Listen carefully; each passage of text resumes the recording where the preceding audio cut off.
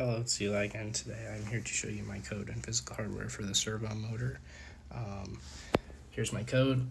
I basically just used the starter code we got in class and kind of just following the instructions because we got all this stuff to start and we just had to write most of the conditionals.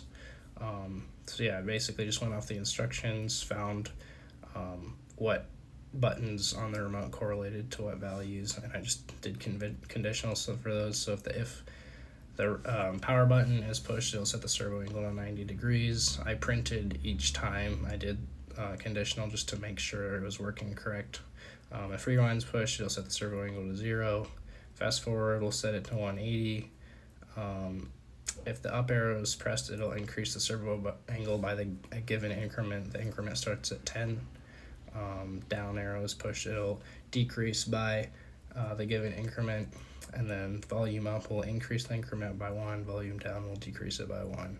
And then I just made these two to reset the increment back to either 1 or 10, because if you set it high, you kind of just have to hold it down or reset your Arduino to reset it. And then I did my if statements to make sure the servo angle didn't go over 180, less than 0, and the increment didn't go less than 1.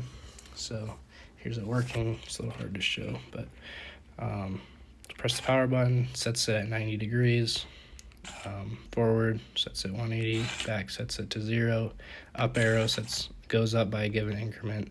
Right now and down arrow goes down by that given increment. Right now the increment's set at 29, but as you can see, I can decrease that increment with the volume buttons.